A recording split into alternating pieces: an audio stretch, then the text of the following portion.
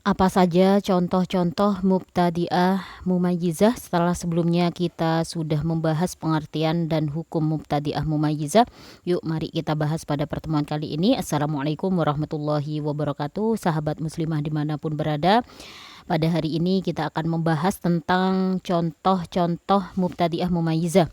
Yang pertama, mengeluarkan darah kuat 3 hari, kemudian darah lemah 27 hari, maka darah yang 3 hari pertama disebut haid dan yang 27 hari akhir itu disebut istihadah.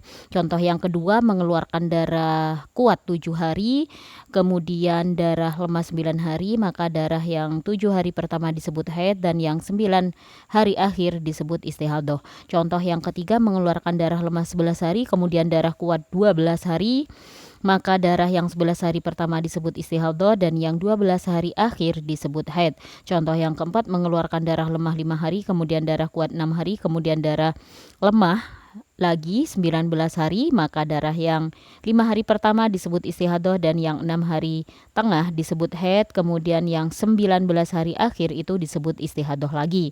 Dan jika wanita mengeluarkan darah 3 tingkatan yaitu kuat, lemah, dan lebih lemah, maka yang dihukumi haid adalah darah kuat dan darah lemah dengan 3 syarat.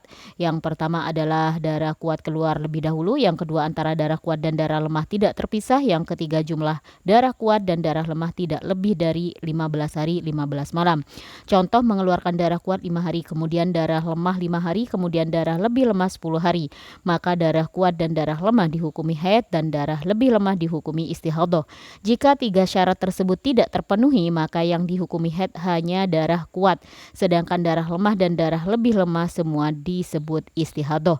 Contoh, mengeluarkan darah lemah 5 hari, kemudian darah kuat 5 hari, kemudian darah lebih lemah 10 hari. Yang kedua, mengeluarkan darah kuat 5 hari, kemudian darah lebih lemah 5 hari, kemudian darah lemah 10 hari. Contoh yang ketiga, mengeluarkan darah kuat 10 hari, kemudian darah lemah 6 hari, kemudian darah lebih lemah 10 hari. Demikian pembahasan contoh-contoh mubtadi'ah mumayyizah hari ini. Share video ini apabila bermanfaat untuk wanita muslimah yang lain. Wassalamualaikum warahmatullahi wabarakatuh.